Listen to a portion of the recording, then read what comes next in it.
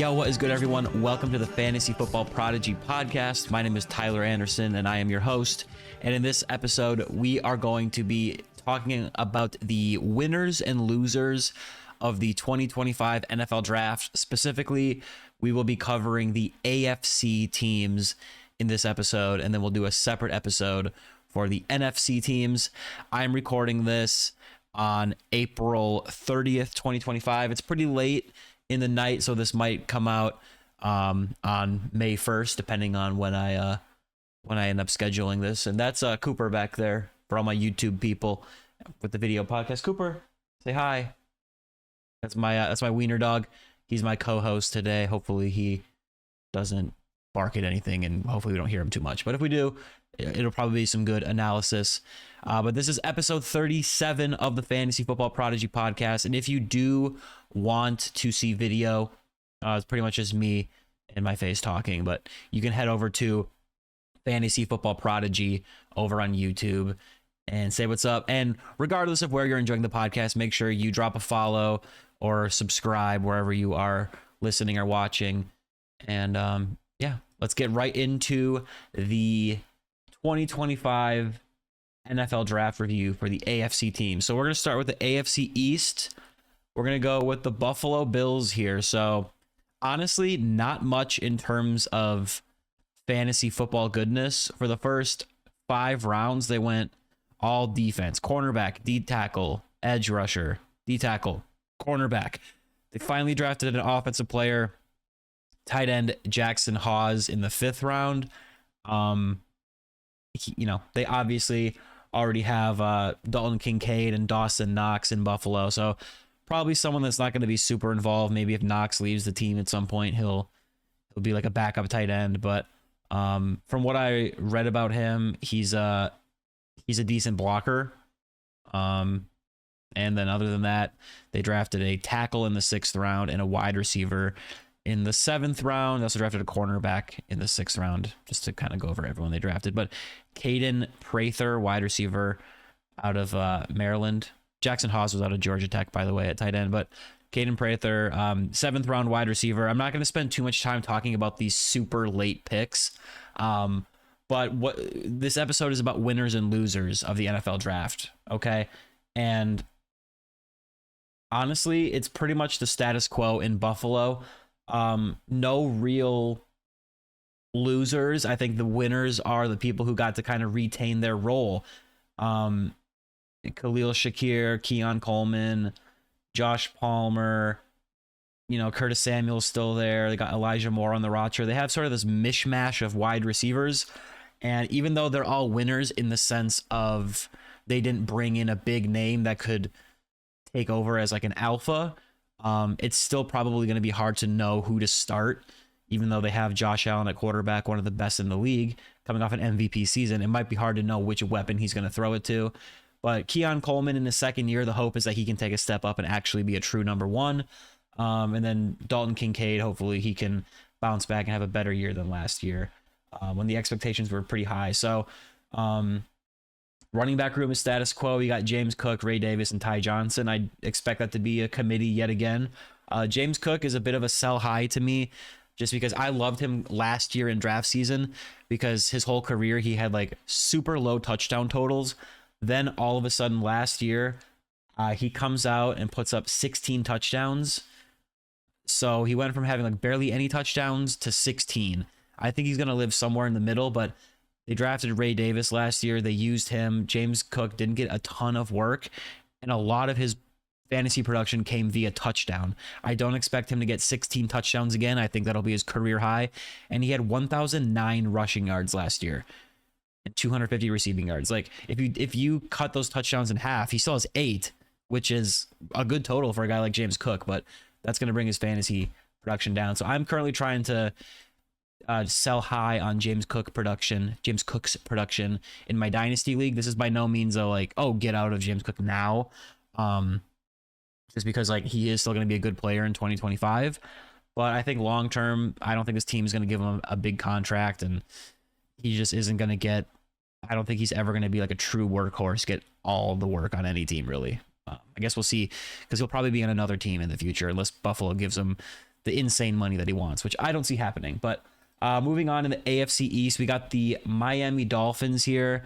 Another team that honestly didn't do too much in terms of fantasy football, winners and losers. I mean, they drafted a guard in the second round, so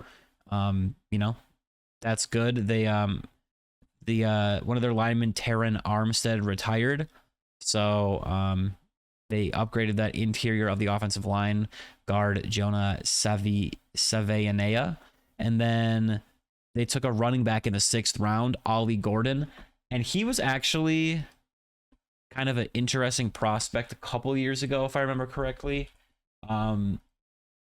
He led the FBS in rushing yards and ranked 2nd in rushing touchdowns in 2023. 6'1", 226 pounds out of Oklahoma State.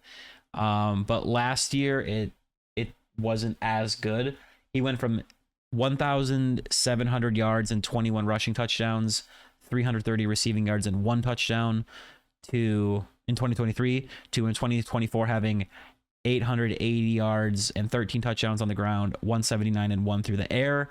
That was in 2 fewer games, but still, there's a reason he fell to the 6th round. So I think a big winner for the Miami Dolphins here is Devon Achane. There were rumors that, maybe he would get some competition added in the draft. And really a 6th round running back more often than not is not someone that you need to worry about. That running back room as it stands is Devon Achane, Jalen Wright, Alexander Madison, and now Ollie Gordon. And then they did draft Quinn Ewers at quarterback out of Texas in the 7th round. Very, very late pick. You don't expect a 7th round quarterback to really amount to much. Tua is the guy there. I will say, though, we all know he's had his health scares with those concussions. So he's always a hit away from whoever the backup is jumping in and being the guy. And right now, Zach Wilson is the backup, and then Quinn Ewers just got drafted. So it is possible that Ewers could potentially be the backup at some point and see the field if Tua does sustain an injury. But Achane, Tyreek Hill, Jalen Waddle, Jonnu Smith, big winners for this offense here. Achane is going to, he doesn't profile as a guy who's going to receive all the work. So I don't know if Madison or Wright or Gordon, Ollie Gordon, who's going to take touches away. But Devon Achane avoided like a top, a day 1 or day 2 running back coming in and becoming more of a focal point in the ground. So Achane's going to get a ton of receiving work. He's going to be a big part of that running game. And Tyreek Hill had a really down season last year. He had 1,700 yards a couple years ago. Last year had 959 yards. So definitely a big fall off for Tyreek, especially because I traded for him in Dynasty. I still won the championship, but I did not like to see that. But yeah, his last 5 years, it was 959 last year, and then before that 1,799, 1,710, 1,239, 1,276, and he only had 6 touchdowns. So it's not often that you see, I mean, he's 31 right now. It's not often that you see a 30-plus-year-old receiver have a down year and then bounce back. And last year, instead of pushing the ball down the field, this Dolphins offense really focused on short passing, keeping the ball close to the line of scrimmage. There's some people that say maybe they do that because of Tua's health, so that he doesn't take big hits as he's trying to buy time in the pocket and push the ball down the field there. So the question for 2025 is going to be, are they going to do that again, where all these quick hitting underneath passes, not a lot of downfield shots to Tyreek, or are they going to try to stretch the field a little bit? I don't know. I guess we'll have to see, but it's Tyreek Hill, Jalen Waddle is the top 2 there. Jonnu Smith had a phenomenal year at tight end, and he was a big benefactor. What's the word there? Anyways, it was good for him that they kept the ball close to the line of scrimmage, and he had 88 receptions on 111 targets, 884 yards, and 8 touchdowns. And yeah, a lot of these weapons, it comes down to how this offense runs. If they do the same as last year, it's going to be a lot of Jonnu and a lot of Achane close to the line of scrimmage. If they stretch the field a little bit, Tyreek Hill might have a bit of a resurgence. But it's pretty much the status quo there in Miami. Moving on to the next AFC East team, we got the New England Patriots. So this is one where there's a little bit more of a shakeup. With the 4th overall pick, they took tackle Will Campbell out of LSU, 6'6", 319 pounds, really good tackle prospect. And if you saw that post-draft interview, he said he was willing to die and leave it out there on the field for Drake May. So Drake May is a big winner of this draft. He gets extra protection there. They add Travion Henderson, stud running back out of Ohio State, with the 6th pick in the 2nd round. He was one of the top running back prospects. And a big loser of this draft for the Patriots is Ramondre Stevenson, running back for the Patriots. He's been a little bit underwhelming, I would say, compared to what we wanted out of him the last couple seasons. A lot of that is, the offense hasn't been great as a whole. It's hard for a running back on a poor offense to produce, but now they have 2nd round draft capital in a running back, and a really good one at that. This was a very good running back class. So to bring in a running back in the 2nd round, that almost ensures that this is going to be a committee. They already had Antonio Gibson there to kind of spell Ramondre Stevenson, and kind of from what I've heard, I think that Travion Henderson, Ramondre is still going to have a role, but Henderson is going to maybe fill that Gibson role and probably do it more often and better than Gibson did last year. And Vrabel and that new coaching staff there, they really value holding onto the ball and doing what you're supposed to do. And Ramondre Stevenson has a bit of a fumbling issue, so I can definitely see early in the season, if Ramondre, fumbles, week 1, week 2, I could see Henderson's role improving even more.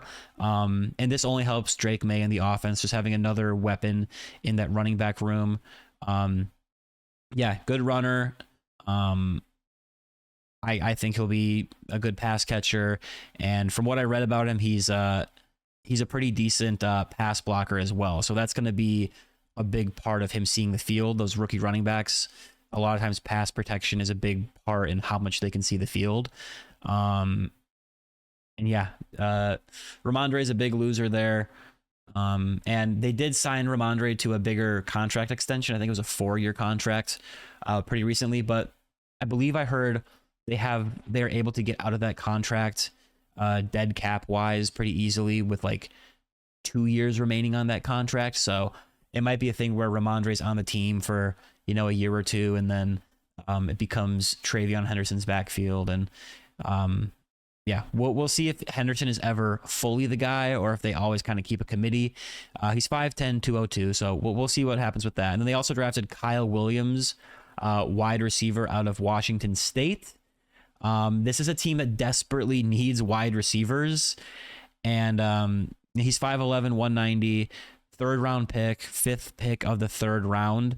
And they also signed Stephon Diggs this offseason. So Drake May is the biggest winner of this draft and offseason in general. He flashed as a rookie. They add to that running back room.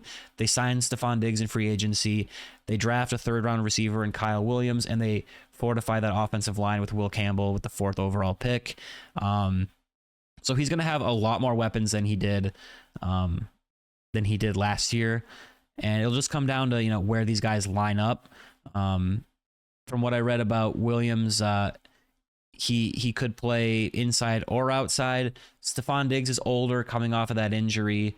I believe it was ACL or some sort of knee injury. So we might see Diggs kind of play more in the slot versus, getting downfield and making crazy plays, because he's probably past his prime.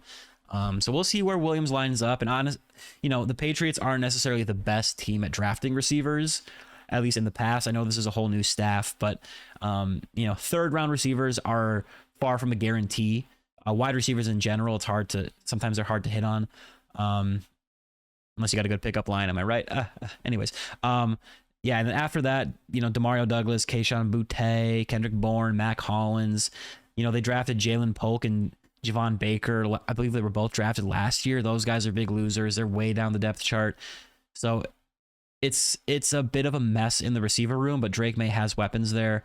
And Stephon Diggs is obviously going to have a role. And if Kyle Williams can actually, turn into like a decent player, then yeah, that'll be good for the offense, and it'll be good to actually have a weapon. In the third round, they also drafted a center, Jared Wilson, out of Georgia. They did sign Garrett Bradbury, former Minnesota Viking, Skull Vikes, as a center in the offseason. So I'm not sure what the plan is there. I'm kind of just reading some of these blurbs on this website. I think maybe this is more of a long-term play from kind of what I've ascertained here, but just more depth on the offensive line never hurts. They also drafted a kicker in the 6th round, Andres Borregales out of Miami, and then a tackle in the 7th, Marcus Bryant. And then the final AFC East team here is the New York Jets. What a fun team, am I right? So they took a tackle in the 1st round with the 7th pick, Armand Membu, to help on that line there. Do I have the right depth chart pulled up here? Okay. Good. Why don't I see? Okay. So, yeah, they drafted a tackle in the 7th round, Armand Membu, 7th overall pick out of Missouri, 6'4", 332 pounds. Last year, they took a left tackle, Olu Fashanu. Now they added another tackle for the right side of the offensive line. And, yeah, this is a line that could use some improvement. So, definitely, a solid pick. The winner there is honestly the whole offense. The passing game with Justin Fields at quarterback, he has better protection. Breece Hall, he struggled a bit as a pure runner lately, so just adding to the offensive line helps as a whole. And then Mason Taylor, tight end out of LSU, went to the Jets in the 2nd round, 10th pick of the 2nd round. Yeah, he was a pretty good tight end prospect. Not one of those top 2 guys that were kind of sought after and went in the 1st round, but 2nd round draft capital is pretty good there. And then they also lost Tyler Conklin, their starting tight end. He's no longer on the team. So Mason Taylor is going to step in and have the opportunity to start and be very involved in this offense. Garrett Wilson is still there at wide receiver, but then after that, it's Alan Lazard, Josh Reynolds, Xavier Gibson, Tyler Johnson, Malachi Corley. So Taylor really could be a guy that, sees some production. In the past, it's been hard for rookie tight ends to get very involved in that first year, and it takes time to develop. But we've seen the last few years, rookie tight ends, not all of them, but some of them step in right away and be a huge difference maker. Usually that's if they are a top 1 or 2 target on the team. That's almost a requirement for a tight end, much less a rookie tight end, to be relevant for fantasy or a true difference maker. And on this offense, Garrett Wilson is obviously the one, but if you told me that at some point down the road, Mason Taylor was the 2 ahead of Lazard and Reynolds, maybe that is something that could happen. Breece Hall can be used in the passing game as well. And it was the Jets were linked to drafting a tight end. That was a big position of need. And yeah, from kind of what I've heard about Mason Taylor, he probably isn't as big of an offensive weapon, as Tyler Warren, for example, but he could be a guy that, at some point this year or down the road, sort of like Tyler Conklin, who was the former Jets tight end, someone you can stream and in the right matchup and depending on bye weeks and injuries and all that. So it'll depend on usage and the whole rookie tight end debate if he'll be used. Other than that, they drafted Arian Smith, wide receiver out of Georgia, in the 4th round, 8th pick of the 4th round, 6 feet, 179 pounds. This wide receiver depth chart isn't super deep, so they have a lot of guys that are like solid bench guys, I guess, or good, okay 2s, pretty good wide receiver 3s. So 4th round receivers don't typically take over the NFL world, but there is opportunity on this depth chart for him to jump up there. And then moving on to the next division. Before we do that, I just want to remind you guys, if you are enjoying the podcast, please make sure to drop a like if you can do that wherever you're listening, and make sure to follow or subscribe wherever you are soaking in the pod. And yeah, just make sure you're followed or subscribed so you can stay tuned for more fantasy football goodness and become a fantasy football prodigy. I forgot to say that at the top of the episode, but the point of us being here, right, is to become fantasy football prodigies, hence the name of the podcast, Fantasy Football Prodigy Podcast. Football. Good times, okay? Moving on. The AFC North. We got the Baltimore Ravens. So, looking at their draft, not too much fantasy relevance here. They went, first round safety, second round edge. Third round, they draft a tackle, Emory Jones Jr. out of LSU. We'll see if he even sees the field here. He was a right tackle, but he has he could play guard. So if he is used at some point, I'm not sure where he would slot in with the Ravens O-line, but third on draft capital, I think the hope there is that eventually he would start or be a valuable depth piece, but just adding depth to that O-line. They also added a tackle in the 5th round, Carson Vinson out of Alabama A&M. And then they added a kicker, Tyler Loop, Arizona, in the 6th round. And this is big because Justin Tucker, one of the best kickers in NFL history, he has not been himself, I would say, the last couple years. Last year it was a down year for Tucker. And he's getting older for an NFL player. So is this the end of Justin Tucker? I don't know. He's 35 years old. That's up there. If Tyler Loop comes in and, does well, maybe he's their new kicker. So we'll see.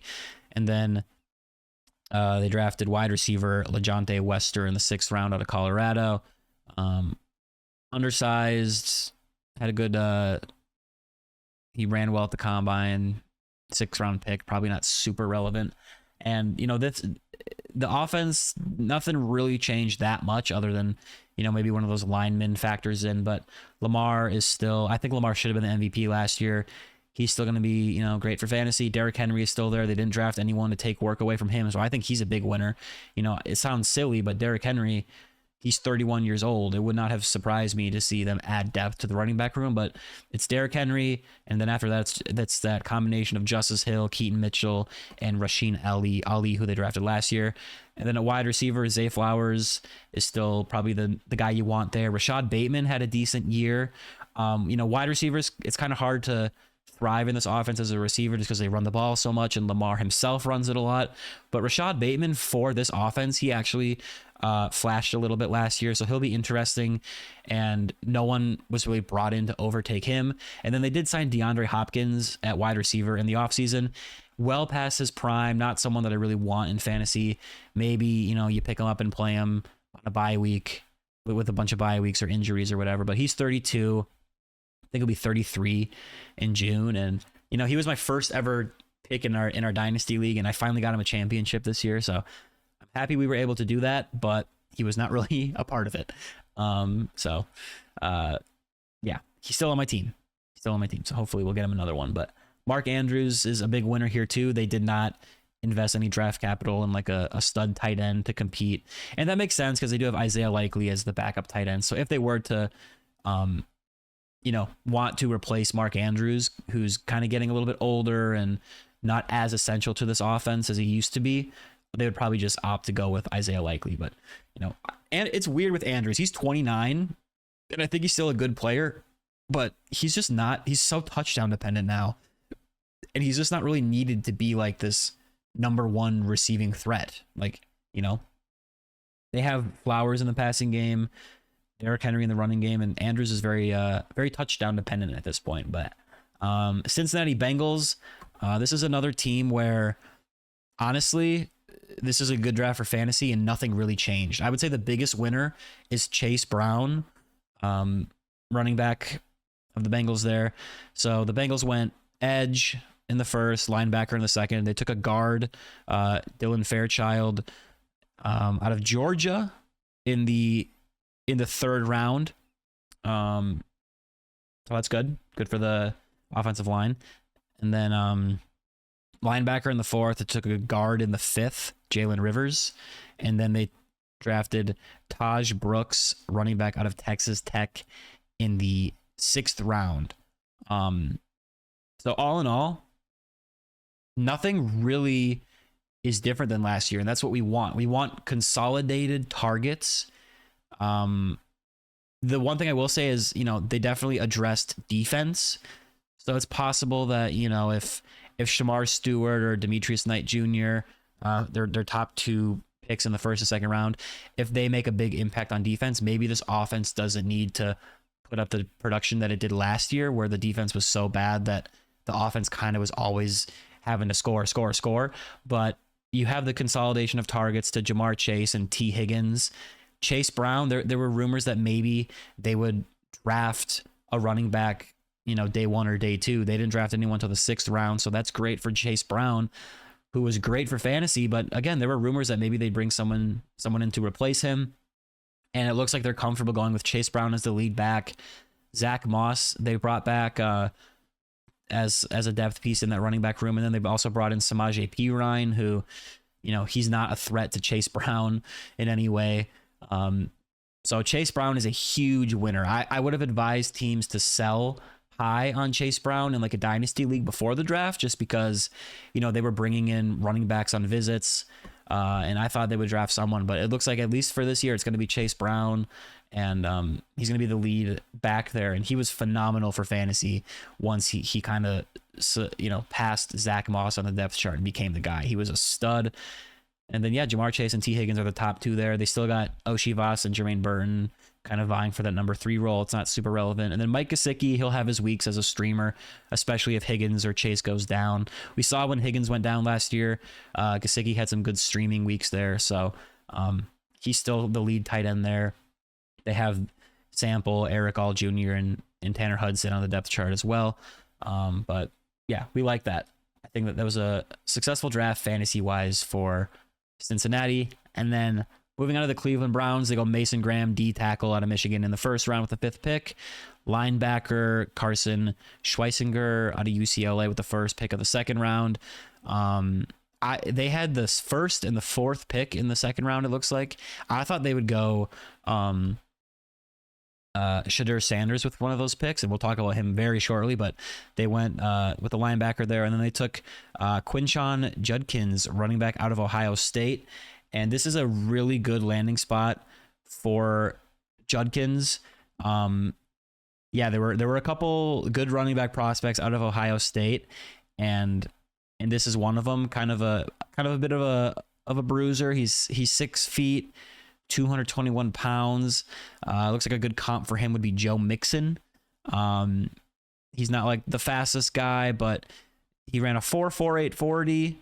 So he's not like a true like electric speedster, but he's got decent speed. He's a good pass catcher, and from what I've read about him, he's a decent pass protector. And Nick Chubb is no longer. Maybe they'll bring him back on a 1-year contract or something as depth. But Chubb, coming off that devastating injury a couple years ago, last year he averaged 3.3 yards a carry, played 8 games, and he's still not on a team. So Judkins has a chance to actually be the Nick Chubb replacement and be super fantasy relevant. Jerome Ford is still on the roster, and he is, he's looked good at times, but I don't think the team wants him to be their number 1. I think he's much better suited as a number 2. Come in, spell the starter. So Judkins himself is a huge winner, where he's going to have a big role here. And then they drafted tight end Harold Fannin Jr., tight end out of Bowling Green. 6'3", 241 pounds. He had 117 catches. Did that say 1,555 yards? Let me look at those stats here. At Bowling Green last year, 117 for 1,555 and 10 touchdowns. The issue here is they already have David Njoku on the team. So this is a really good prospect, and with a third pick of the third round, very good production in college, obviously. I don't know if we're going to see him and Njoku on the field at the same time. He could line up as a slot receiver potentially, or be used elsewhere on the field other than just the true tight end spot. But I don't see him supplanting David Njoku this year. But maybe in dynasty leagues, this is a guy you stash on your taxi squad. Or if Njoku, goes down with injury, maybe he's relevant. And again, like, I have long lived by the motto that rookie tight ends aren't super relevant in fantasy, but that is changing. So the only real roadblock here is David Njoku, who's a phenomenal tight end in his own right, already being there. And, he's not a spring chicken, but he's not ancient. I mean, he's 28 years old. He'll be 29 in July. So we'll kind of see how they're utilized there. And then two big winners here, Jerry Jeudy and Cedric Tillman. They didn't draft anyone to supplant them, so that tells me that they're confident with Jeudy and Tillman. Deontay Johnson, they did sign. So when you have Jeudy, Tillman, Deontay Johnson, and David Njoku, it might be kind of hard to know who to start week to week. And that brings us to the other issue with this offense is the quarterback room. Deshaun Watson is not going to play. Devastating injury, not been good. He might never play again, honestly. Joe Flacco right now is probably second on the depth chart. You got Kenny Pickett there, which is not exciting. And then the Browns drafted Dylan Gabriel, quarterback out of Oregon in the 30th pick of the third round. And then they took Shedeur Sanders in the 5th round, one of the biggest fallers in NFL draft history. Really unbelievable to even watch that transpire. He was supposed to be like a first-round pick, maybe a second-round pick. He falls all the way to the 5th round. He's not even the first quarterback that the Cleveland Browns drafted. So Shedeur Sanders is a loser in that respect. But if you look at all of the teams in the NFL, where could he have gone in the 5th round where he could potentially have a role or have a shot to maybe take the field at some point? Cleveland is actually one of those spots, just because, even though there's 4, not counting Deshaun Watson, there's 4 options here. Sanders very well could play his way into the starting role here. Joe Flacco, well past his prime. He's 40. He's literally 40 years old. He's actually, I didn't realize that. He's 40. That's insane. He's 40. And yeah, he's had moments where he stepped in and put up, decent production coming in as a backup, but he's a statue. I don't think he's not the answer there.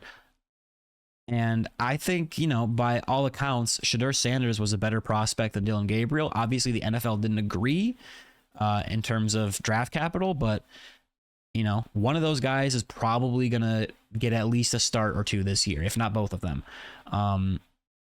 Very interesting, the fall of Shedeur Sanders. And I don't know, there's good weapons on this team, but just with how many people are there in the passing game, you got 3 legit receivers with Jeudy, Tillman, and Deontay Johnson, and then now Njoku and Fannin at tight end. It might be hard to predict who's going to be the guy each week. I'm sure there will be weeks that they're good, but who's it going to be? If Flacco is out there slinging it, maybe it'll work out. But I'm not sure he's going to start every single game. And even if he does, is 40-year-old Flacco going to really be able to, do much? Because we saw Flacco play last year for the Colts, and it wasn't, it wasn't as great as some of the other times he stepped in and lit it up. Yeah, we'll see what happens there. I think the biggest winner there, though, is definitely Quinshon Judkins. He has a role to be like the true number 1 running back there. Last team in the AFC North, we got the Pittsburgh Steelers. I was shocked that they did not take a quarterback. So I think the biggest winner here is Aaron Rodgers. This all but ensures that they're going to sign Rodgers or, maybe trade for Kirk Cousins. One of those guys could go to Cleveland as well. So we'll see. But Rodgers has been heavily linked to the Pittsburgh Steelers. So I think that's all but done. They drafted Derek Harmon, defensive tackle out of Oregon, 21st pick of the 1st round. With Cameron Hayward, getting older, he'll retire, pretty soon, I would imagine. So he's probably drafted to kind of take over that role and might see the field a little bit this year as well. And then their next draft pick was the 3rd round, 19th pick of the 3rd round. They take Caleb Johnson out of Iowa. This is a pretty solid pick here. I really like this. They lost Najee Harris in free agent. Lost. It's not like they really wanted him back, but Najee Harris left in free agency to the Chargers. So the running back room was Jalen Warren, Kenneth Gainwell, and Cordero Patterson.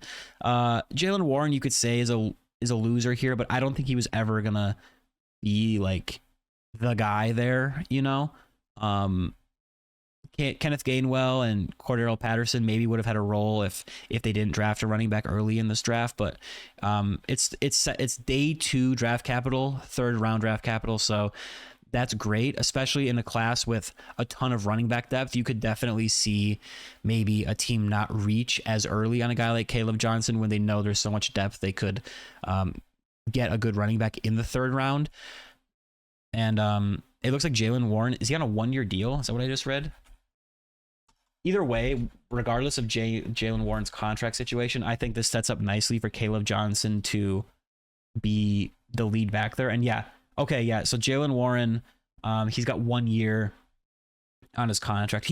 He had some sort of like tender, didn't he? Like where a team would have had to give up some sort of pick to get him, and they kept him on a 1-year contract of sorts. But he's really... He's 6'1", 224 pounds, out of Iowa.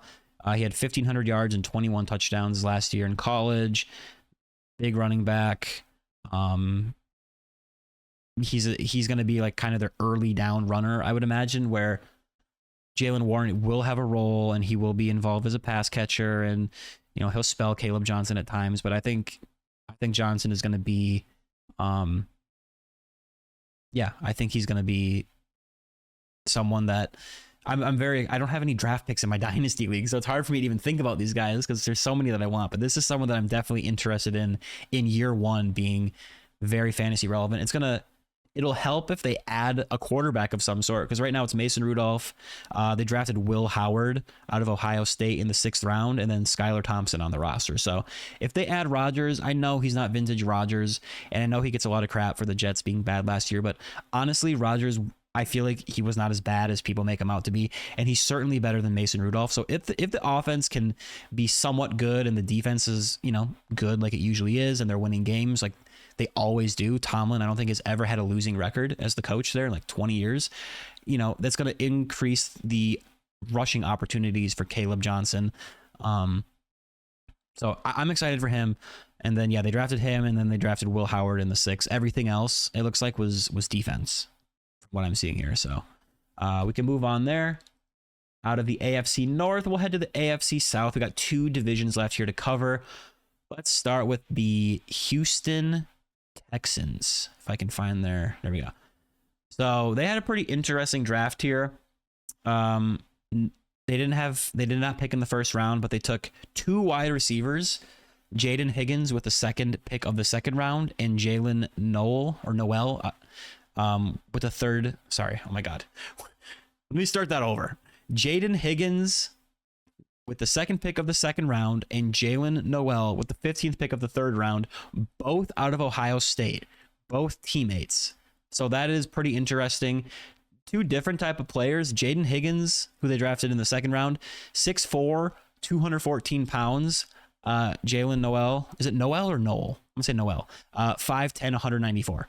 So literally a 6-inch difference there. That's huge. 6 inches is huge. That is gigantic, as we know. And Higgins, it's kind of funny. His pro comp, I've heard other people say this. I'm seeing it here on this ESPN website that I'm looking at here. His pro comp is Nico Collins. So that's obviously funny because Nico Collins is on the team. And then Jalen Noel, more of a, Khalil Shakir type is his comp.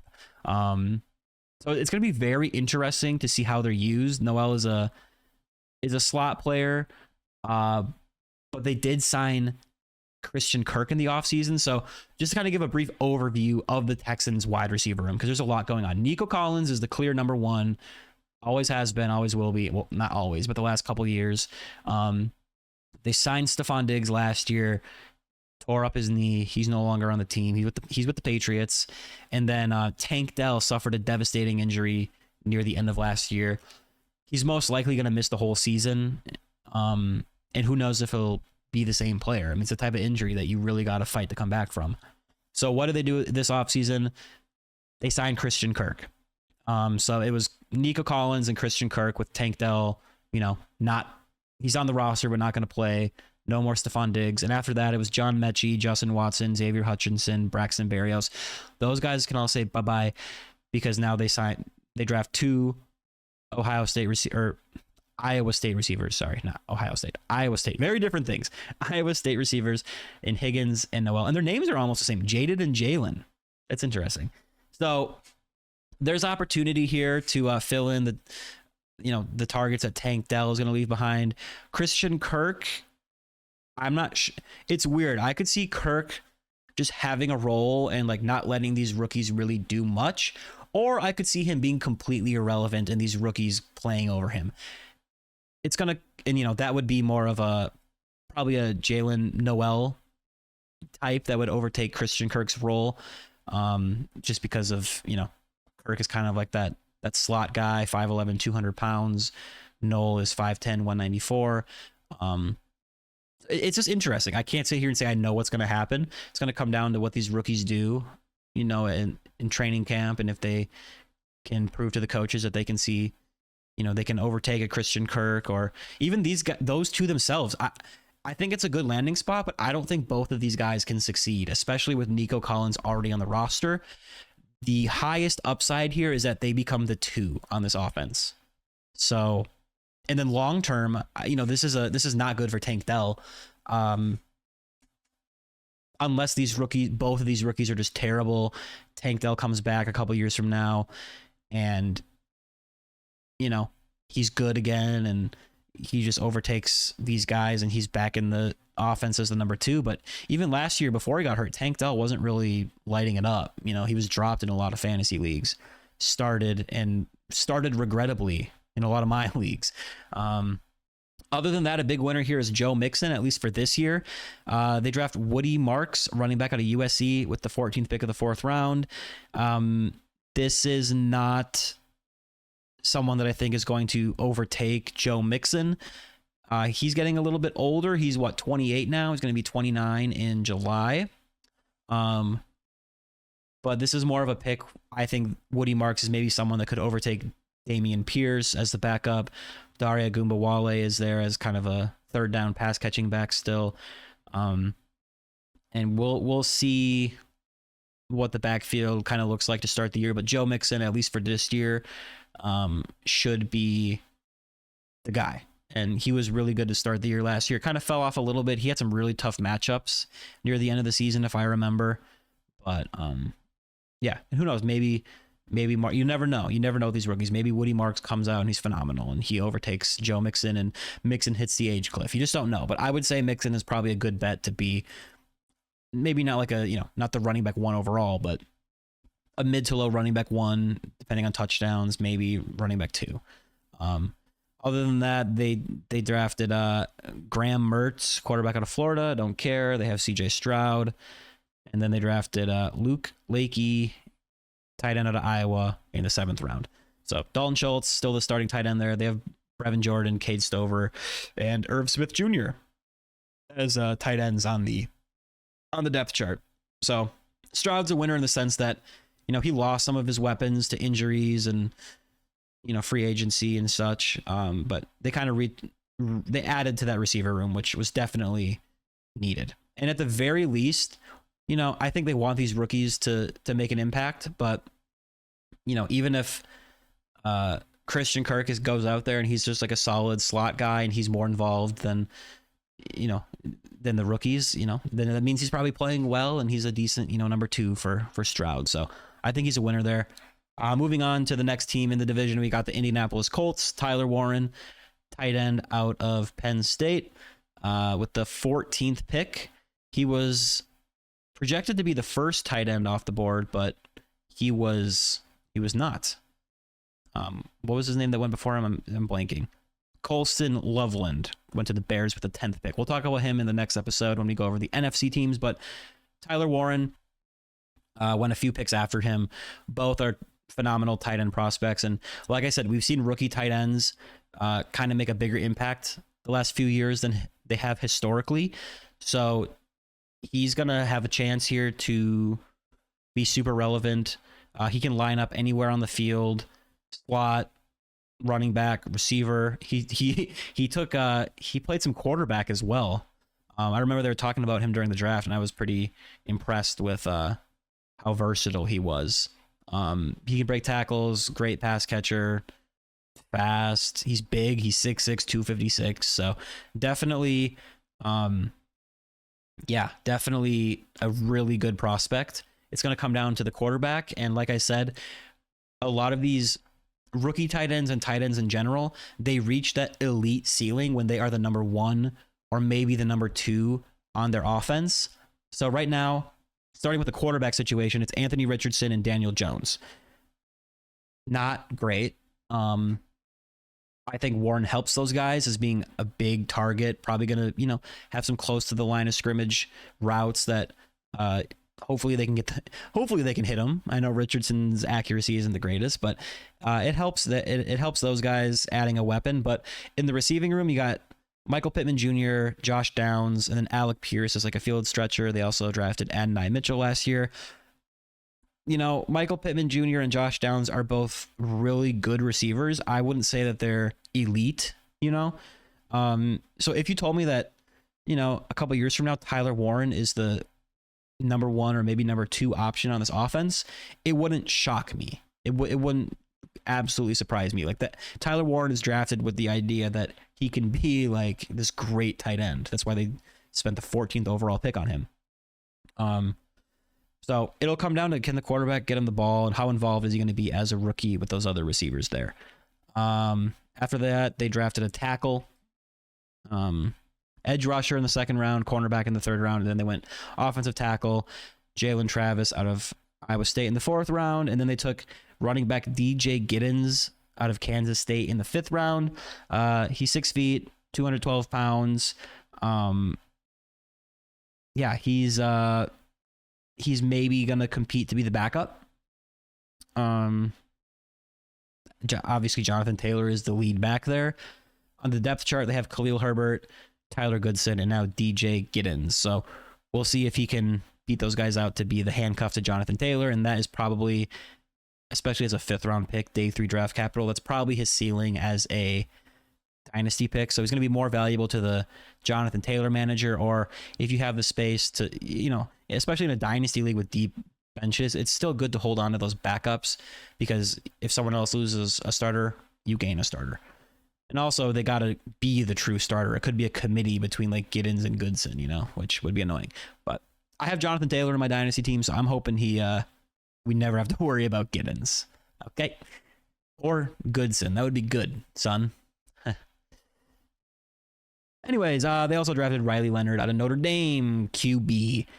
Who knows? Maybe he'll see the field if Danny Dimes and Anthony Richardson don't pan out. I could see Daniel Jones honestly having a moment where it's like, oh yeah, he wasn't terrible. It was just the Giants. I could see him like coming in there if Richardson struggles, and I could also see him crashing and burning. Let's be honest. It's Daniel Jones. But moving on, Jacksonville Jags trade up. They give up a ton, but they trade up to the 2nd round pick, or the 2nd overall pick, get Travis Hunter, cornerback, receiver, whatever you want to call him, out of Colorado. Elite at both positions. He played both sides of the field, wide receiver and cornerback. He wants to play both in the NFL. I don't think he's going to full-time be both, but I do think they are going to get him on the field as an offensive weapon. They just have to. They just have to. Especially when you look at their depth chart, like they need another receiver. Obviously, Brian Thomas Jr. had a phenomenal rookie year last year, and that is huge. But after that, it's Diami Brown, Gabe Davis, Parker Washington. Those are not guys you want as your number 2, right? So Travis Hunter, I think, is going to play plenty of wide receiver. Obviously, monitor the news before your rookie draft. I think ideally he'll be more of a full-time receiver. Maybe you take him off the field on like running downs or downs where you're not going to target him. And maybe he'll play cornerback situationally. I think that's ideal. So Brian Thomas Jr. is going to be great still. I don't think he's a loser by any means, and he's still the receiver you want on that offense, because he, as a rookie, he showed that he can be a one. He's phenomenal. I don't know though. I do think this could potentially limit Brian Thomas's upside long term, just because if Travis Hunter turns out to be a superstar receiver himself, can Trevor Lawrence supply fantasy production to both of these guys? I mean, if they're both phenomenal receivers, the closest thing we, right now in the league is probably what? Jamar Chase and T. Higgins, but they have Joe Burrow, and Trevor Lawrence isn't Joe Burrow. Maybe he will be. He's on my dynasty team too, Trevor Lawrence, so I hope he becomes Joe Burrow, but I'm not going to say those guys are losers because it helps the offense. Maybe there's more touchdown potential as a result of this weapon being there. Maybe they stay on the field longer. Trevor Lawrence is better. So, we'll see how it works, but they're both phenomenal players. I think Travis Hunter is going to be a great player. And yeah, I'm very excited to see how they use him. They took a cornerback in the 3rd round, as well as a guard. And then they drafted a running back in the 4th round, the 2nd pick of the 4th round, Bashal Tootin out of Virginia Tech. Mr. Tootin, 5'9", 206. Yeah, I think a big winner of this draft is Travis Etienne and Tank Bigsby. It's day 3 capital. It's not the 3rd round, but it's the 2nd pick of the 4th round. He's a good pass catcher. He's 5'9", 206. Compared to a guy like Tank Bigsby, who's 6 feet, 213 pounds, according to ESPN. A little bit bigger there, a little bit taller. Honestly, weight-wise, it's shockingly similar. So I don't know. Is he going to overtake ETN or Tank Bigsby? ETN was bad enough last year where you worry about it. I would be more worried. I'm going to say he's a winner, though, because there were rumors that they were going to draft someone in the first few rounds, like the first round or two. There were rumors about them drafting Ashton Genty with the 5th pick. That would be ETN would be erased.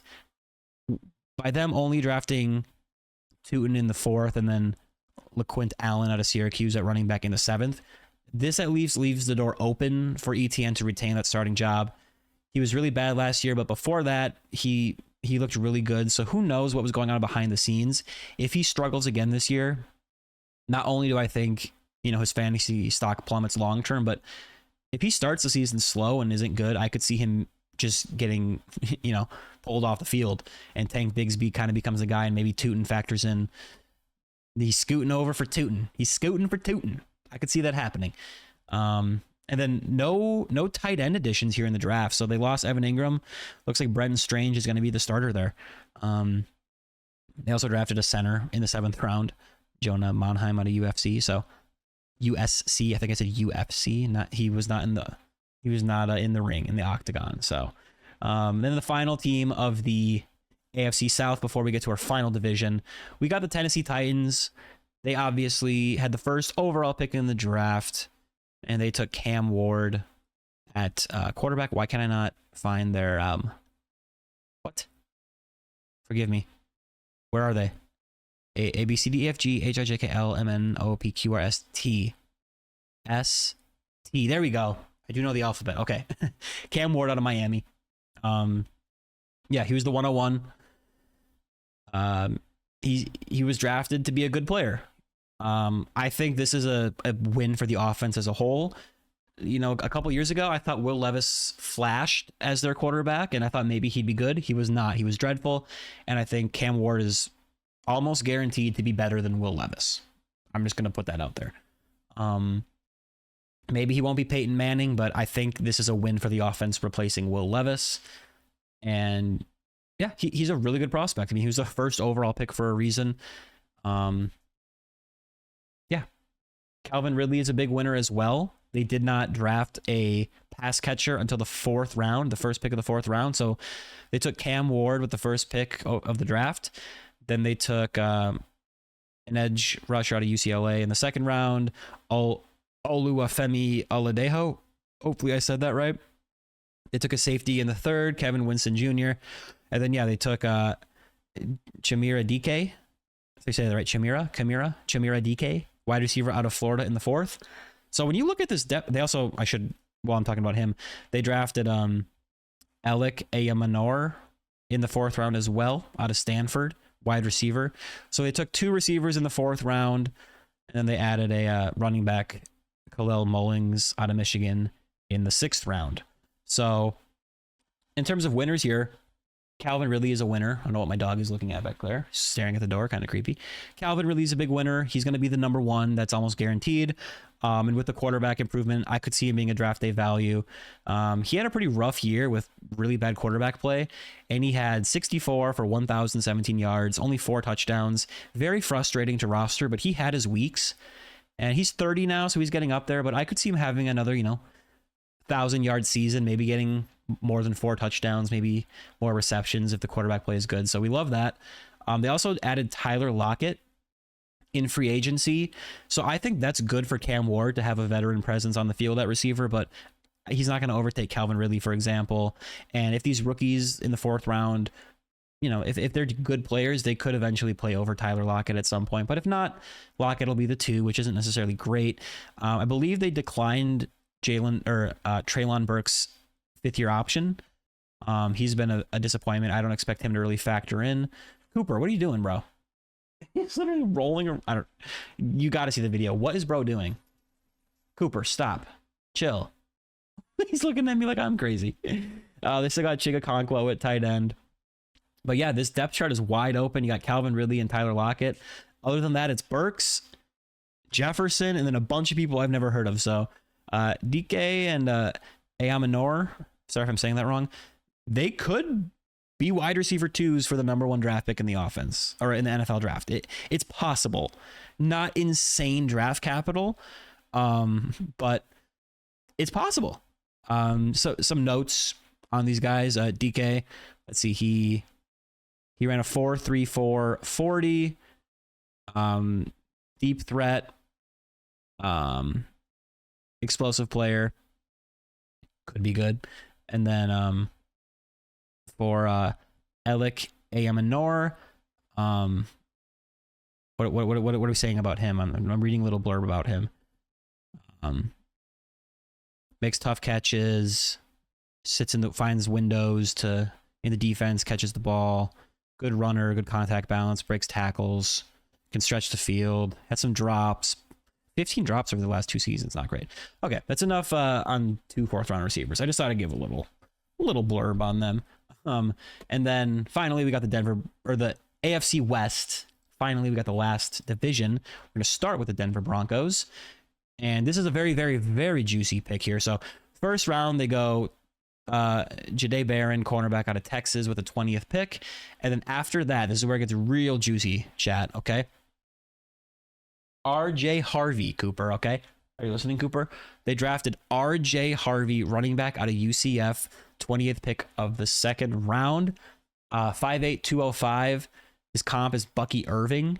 And this is a really, really intriguing pick. Javonte Williams is gone. Sean Payton, their coach, came out and said this was the guy they were targeting in the draft. Instead of, drafting one of those other guys earlier, they really wanted to get RJ Harvey with their 2nd round pick. And, he's not super tall. He's 5'8", 205. That's why he compares to Bucky Irving, who was a sensation last year. But this was the guy that Sean Payton wanted. And if you know anything about Sean Payton, his running backs are usually very good. Now, in Denver, he hasn't had the best options. So RJ Harvey, don't think, this is another Javonte Williams. Like, Javonte was great until he messed up his knee really badly. Just wasn't the same player. RJ Harvey has the potential to, from pre-draft to post-draft, he is a big, big winner. Yeah, and on the depth chart right now, it's Jaleel McLaughlin, Audric Estime, and Tyler Beatty. So, I'm guessing Estime will have a role. RJ Harvey will probably pass McLaughlin, right? Is that probably I'm guessing that would kind of be the role. And Harvey has the chance to be the most valuable running back on this offense. And I think that should be expected. Honestly. I don't want to say it was a reach, but I think some people were surprised that he was drafted here, but Sean Payton got his guy. And it's a guy that, he can catch the ball. He ran a 4.4 40. It was the fourth fastest 40 of all the running backs at the combine. Can make people miss. He creates matchup problems. So it's the type of guy that Sean Payton likes. And then they took wide receiver Pat Bryant out of Illinois in the 3rd round. So, they could have used another receiver there. They had Cortland Sutton with a phenomenal year last year. Shout out my dynasty team. After that, it was Marvin Mims Jr., Devon Vele, Troy Franklin. So, Pat Bryant has a chance here to be the probably number 2. I don't know if he can pass Cortland Sutton unless he has a phenomenal, he just turns out to be like a steal, but Sutton is 30 years old and he's going into the final year of his contract. So long-term, Pat Bryant might be a name to know. And this is just another target for Bo Nix.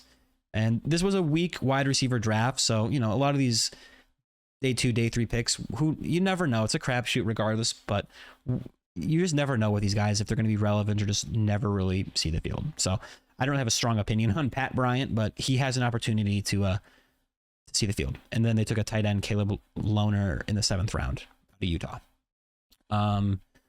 Yeah, RJ Harvey's a big winner. Bo Nix is a winner, adding a running back and a receiver. And then Evan Ingram is their starting tight end now after leaving Jacksonville. Looks like we got 3 more teams left. We'll go with the Kansas City Chiefs in that division. Can I find... They're literally right there. Okay. So with their 32nd pick, they swapped picks with the Eagles, 31 to 32. They took Josh Simmons, tackle out of Ohio State. Defensive tackle Omar Norman-Lott out of Tennessee in the 2nd round. 3rd round, they go Ashen Galote, edge out of Louisville, and cornerback Noel Williams out of California, both in the 3rd round. So they didn't really address the skill position. They took a tackle in the 1st, which is good. That helps the line, helps Mahomes. They need to protect him because he's only ever lost a Super Bowl when he's getting, rushed to death. So that's good. And then they took a skill position, Jalen Royals, wide receiver, with a 31st pick of the 4th round. Yeah, again, since Tyreek Hill left, there hasn't really been a true number 1 receiver that you want in Kansas City. Obviously, Travis Kelce as a tight end had his run of being arguably the best fantasy tight end ever. Rashee Rice he was looking like kind of that guy you wanted in the receiver game until he got hurt. Xavier Worthy they drafted last year, and he flashed kind of near the end of the season. They still got Hollywood Brown. They still got Juju. So I'm guessing Royals, at best, he's going to be behind Worthy and Rice, depending on how Rice recovers from that injury. But just a guy to monitor. You never know when it's Patrick Mahomes. He's a good quarterback, but this team really hasn't been airing it out and scoring a lot. It's been more of a defensive oriented team, win the game by 1 score, run the ball a little bit. And then Isaiah Pacheco is a big winner here in the draft. They only drafted 1 running back in the 7th round, Brashard Smith out of SMU in the 7th round, the 12th overall pick. So that's really irrelevant, honestly. The only issue with Pacheco is they do have Kareem Hunt on the roster. They brought him back, and then they added Elijah Mitchell. So he's a winner in the sense that they didn't bring in someone that will completely erase him. But he's a winner in the sense that with that competition, he could be the clear lead back there. A couple years ago, that's what he was. Last year, that's what we were hoping for. He had that injury. It just didn't work out. It was a committee. When he came back, he just wasn't good. So the hope is that he's healthy and he retains that starting role.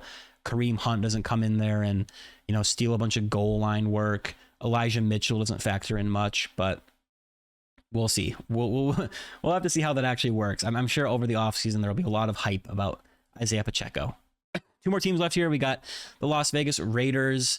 This is actually a pretty fun offense now. So they added Ashton Genty with the 6th pick in the draft, the best running back prospect. There's not much to say here. I mean, I did a episode where I went over all the first round picks, so check that out if you haven't listened to that yet. But there's not much to say about Genty. Like, he's a phenomenal player. He had 2,600 rushing yards last year, second in NCAA history behind only Barry Sanders. He's fast, he's big, he's strong, he can do everything. He can catch the ball, hit 569 receiving yards in 2023, 5'9", 211. I guess I shouldn't say he's big. He's not necessarily like a big running back, but he's jacked. Like, he's jacked. Have you seen his biceps? He's a great prospect. Running backs very rarely go this early, and when they do, there's a reason for it. So he's a phenomenal prospect. And he has no competition. It's Raheem Mostert, Sincere McCormick, and Zamir White. So he's the guy. They also brought in Geno Smith at quarterback, so that's a huge improvement over Gardner Minshew and Aiden O'Connell, who they were rolling out there last year. And then at wide receiver, they took Jack Bech. I can't remember how you say that. Jack Bech out of TCU. 2nd round pick, really good draft capital, and he's going to have an opportunity to be the number 1 receiver in this offense. Obviously, Brock Bowers at tight end is probably the number 1 weapon, number 1 option in the passing game. But after that, it was Jacoby Myers, Trey Tucker, and a bunch of random people. So he could be the number 2 if he surpasses Jacoby Myers. I was kind of interested in targeting Jacoby Myers in Dynasty. I wanted to wait for the draft, and I think he could still have a role. He could be the number 1 receiver if Bech doesn't mesh with Geno, and at worst he'll probably be the number 2 receiver, number 3 passing weapon behind Bech and Bowers. But yeah, he definitely has potential to have a role there. And yeah, he's 6'1", 214 pounds, good hands. He can go up and make contested catches. He can break tackles. Yeah, he can get down the field. He's a good prospect. Yeah, so I think that was a good pick for the Raiders. Their offense could be good. They have a tough division though, with the Chiefs, Broncos, and the Chargers. That's tough. After that, the next skill position, they drafted a tackle in the 2 tackles in the 3rd round. They went corner, tackle. The tackles being Caleb Rogers out of Texas Tech and Charles Grant out of William & Mary. And then they drafted Deontay Thornton Jr., wide receiver out of Tennessee in the 4th round. Another option, if he pans out, there's opportunity there to see the field. 6'5", 205, that's very tall. And yeah, maybe he'll be relevant. We'll see. And then another receiver, Tommy Mellott out of Montana State in the 6th round. And they drafted Cam Miller, quarterback out of North Dakota State in the 6th round. So very intriguing names here for the Raiders. And then finally, we got the Chargers. This is the last team, I believe. I believe we covered all the other AFC teams. So we got the Chargers. Los Angeles Chargers. Where are you? There you are. Okay. So the headline here is they took running back Omarion Hampton in the 1st round with a 22nd pick out of North Carolina. Obviously, they signed Najee Harris there, but Hampton, whether it's right away, later this year, or next year, I think the expectation is that this will be Hampton's backfield within the next season or 2. I think I could very well see him surpassing Najee and becoming the lead back there. Najee Harris has never been, he's always been solid, but never elite. So, and this is an offense that wants to play defense and run the ball. That's what Harbaugh wants to do. Will they throw the ball to Hampton? That's a big question of his fantasy upside, but regardless, I think the touchdown potential is going to be there. Najee Harris might steal a few, especially, in his rookie year, but Harris, I believe he's on a 1-year contract, isn't he? So he'll be gone, most likely. Let me look up his contract just to make sure. I'm pretty sure he signed a 1-year deal. Yeah. 1 year, $5.25 million deal. So, yeah, he's a good player, good runner. He can catch the ball. From what I read about him, he projects to be a good pass blocker. That's going to be really huge on him seeing the field. especially with a coach like Harbaugh. Those guys that value, running the ball, playing defense. They don't want to make it a track meet. For any coach, really, being able to pass protect is so important with rookies just seeing the field. It doesn't show up in the box score, but it's very important. And, if they run the ball as much as they want, both Najee and Hampton might be relevant. It's annoying because Justin Herbert could be a fantasy superstar, and he was needed more in the back half of the season and put up big numbers. But I think at their core, they want to run the ball and play defense. But this is very exciting. First round draft capital. He's going to get a chance to be great, and it's a great system that wants to run the ball. So, yeah. After that, another big win for this offense. Trey Harris, wide receiver out of Ole Miss in the second round, 23rd pick, 6'2", 205. His comp is Rashee Rice. So, he can run after the catch, break tackles, and they need another weapon alongside Ladd McConkey. McConkey doesn't profile as like a number one, so adding to that receiving core is big. That'll let McConkey kind of, work as that really elite number two. Not necessarily like an alpha receiver, but still be very good for fantasy. And this is a guy with Trey Harris who can more so line up on the outside, get downfield, while McConkey, plays in the slot and does what he does. So this helps the offense. This helps Justin Herbert, Mike Williams, and Quentin Johnston. Johnson is still there. They brought back Mike Williams. I think those guys might compete for that big guy role, but it should be McConkey and Harris to lead the way. And yeah, if Harris isn't good, maybe Johnson or Williams will be more relevant. And I have Mike Williams on my dynasty team, so I hope he somehow resurrects his career. But other than that, they drafted Keandre Lambert-Smith, wide receiver out of Auburn. And then they took a tight end in the 5th round, Aronde Gadsden II out of Syracuse. So at tight end, they have Will Dissly and Tyler Conklin. I don't know who will be the starter there. Dissly seems to always find a way to be productive, but Conklin is probably a little better. I guess I don't know. It's hard to compare those two, but those are all the AFC teams. Thank you guys for tuning in and listening to my breakdown there about, who's the win, who are the winners and who are the losers. We'll go over the NFC teams in the next episode. And what else? Make sure to follow. Make sure to like if you can, wherever you're enjoying. Follow or subscribe. And you want to become a fantasy football prodigy, right? You know what to do. Stay tuned for more. All right. Peace out. See you in the next one. Bye.